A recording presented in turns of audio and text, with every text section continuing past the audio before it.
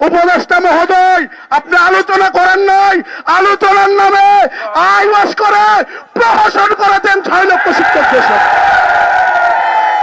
আমরা আপনার এই যে প্রস্তাবনাকে পুনর্বিবেচনার আমরা অনুরোধ করছি।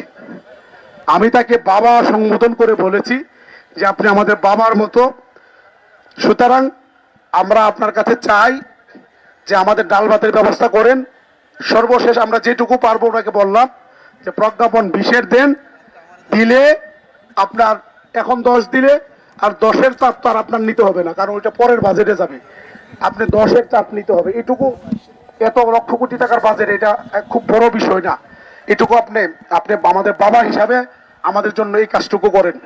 তখন আমরা আসলে চোখের পানি ধরে রাখতে পারি নাই। আমার নেতৃবৃন্দ সবাই ওখানে কান্না করছে ওনার সামনে, অ্যান্ড ইটস নট আর্টিফিশিয়াল, একেবারে রিয়েলি হৃদয় থেকে আমরা কান্না করেছি। আমি কথা বলতে পারছিলাম না, আমি একটু ইমোশনাল, মাঝে মধ্যে আমি কথা বলতে গেলে চোখ দিয়ে পানি চলে আসে।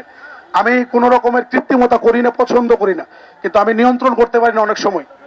তো যখন আমরা কান্না করছিলাম, আমরা প্রায় পিনপতন নীরবতা, কেউ কথা বলছিল, ওটা 5 মিনিট আমার নেতৃবৃন্দ ওখানে কান্নাই করছে সবাই।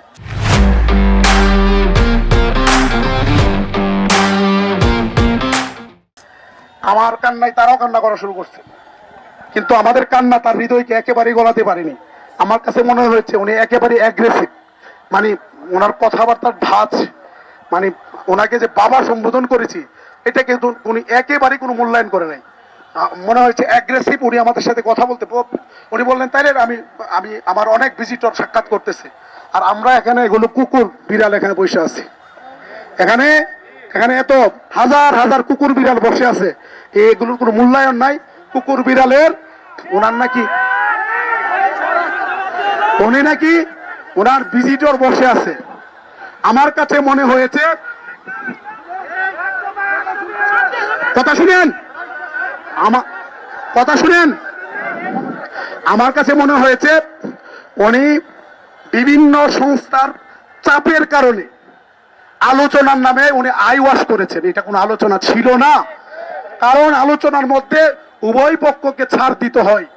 কিন্তু উনি গতকালকে যেই প্রস্তাব দিয়েছেন, এখান থেকে 1 চুল পরিমাণ ছাড় দেয় নাই। সুতরাং উপদেষ্টা মহোদয়, আপনি আলোচনা করেন নাই, আলোচনার নামে আইওয়াশ করে প্রহসন করেছেন 6 লক্ষ শিক্ষক দেশে।